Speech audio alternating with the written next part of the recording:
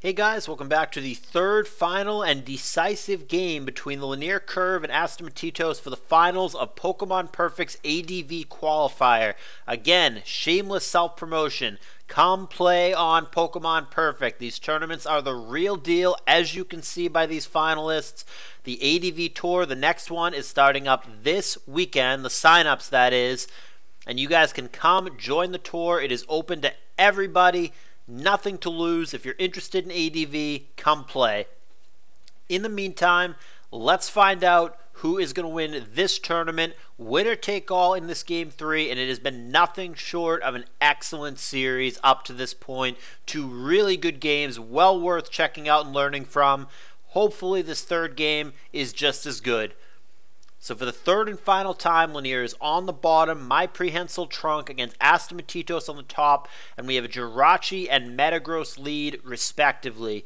Blissey coming in for Asta, and here is a Zapdos. So we'll already pause and take a little examination here. So the first thing that comes to my mind immediately is Asta running the exact same team or a very similar team to what he ran in Game 1, because he led meta and he switched to Bliss. Deja vu. Lanier has had weird leads throughout the series. Lead Rachi is very interesting. I don't know where to go with that. It makes me wonder if it's like a toxic Rachi that's just trying to generically catch some of the things that might switch into it. Or likewise, maybe it is like a defensive body slam Rachi, and the play is, since Jirachi is going to force a lot of things to switch out on turn 1, maybe his plan is to just body slam or fire punch right out the gate and try to fish for status right on turn 1. And then he goes to Zapdos, so I'm not sure what that means. It kind of looks like the kind of team that Asta had in the previous game. We might be looking at some kind of TSS Superman team from Lanier, whereas Asta, I mean, based on this, it's still too early on. It could be a balanced team, but it would not surprise me at all if Asta once again had his tried and true favorite archetype, just boring old Skarmbliss here in Game 3. So Gengar coming in, furthering my theory that we're looking at some kind of Superman TSS. Fire Blast immediately burns the Gengar. That is quite unlucky on turn 2 for Lanier. And things going from bad to worse. He's got himself a mean look Gengar here, which I guess this is a Perish Trapper, but he's not going to be trapping too much of anything when he gets hit by a Fire Blast burn and then 2 Ice Beams. Gengar is going to go down without doing a damn thing, and Lanier is off to a disaster start in this Game 3.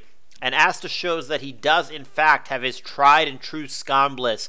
Subcoon is not going to get the job done here, despite its cute nickname. It will get the Surf off, but yeah, Roar is going to get rid of that. And man, Asta might have gone for YOLO Skarm 3 games in a row. That took way more damage than I would expect it to take from a Surf. Then again, it took that Hydro Pump well, so maybe it's just a relatively offensive Coon for Lanier. Maybe this one is finally not YOLO Skarm, but Lanier opted for a Ludicolo here, which was not even close to a Pokemon I was expecting to see in these finals. So I don't know what Lanier's team is, but Asta seems to have pretty standard TSS. Very well may be just a repeat of the team from Game 1. Lanier is busting out some kind of wacky offensive rain team, which I guess, I mean, it's got to be some kind of weird, like, rain special spam, because you don't bring Mean Look Perish Trap Gengar unless you really need to remove Blissey. That's the whole point of the set.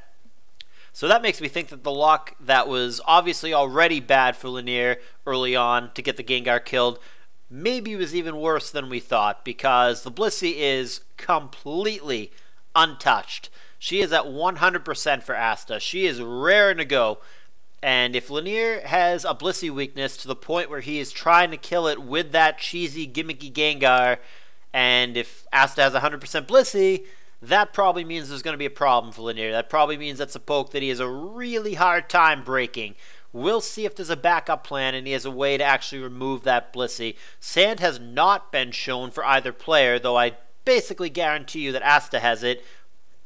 And as such, right now, things like the Zapdos and the Coon, blah blah, are very bulky because they are gaining lefties, whereas the second the sand comes down, they will not be gaining lefties anymore, and they'll be a lot easier to kill. That is a hidden power neutral on Metagross. I'm trying to think what hidden power that would be. Grass would have been resisted. Ice would have been resisted. I don't know what hidden power that is. Is that hidden power fighting? Are we looking at a weird like mixed attacker? Are we looking at like a Doom Desire set or a Thunder? I don't know what we're looking at. That might have actually been HP fighting from this Rachi, who, by the way, is going to get frozen here. Things going from bad to worse for Lanier. Ice Beam, I mean, the damage was irrelevant, but the freeze definitely mattered. And in comes T-Tar that everybody knew would be there. Rachi's going to eat his own wish, but again, the damage was not the problem. The freeze is the issue here.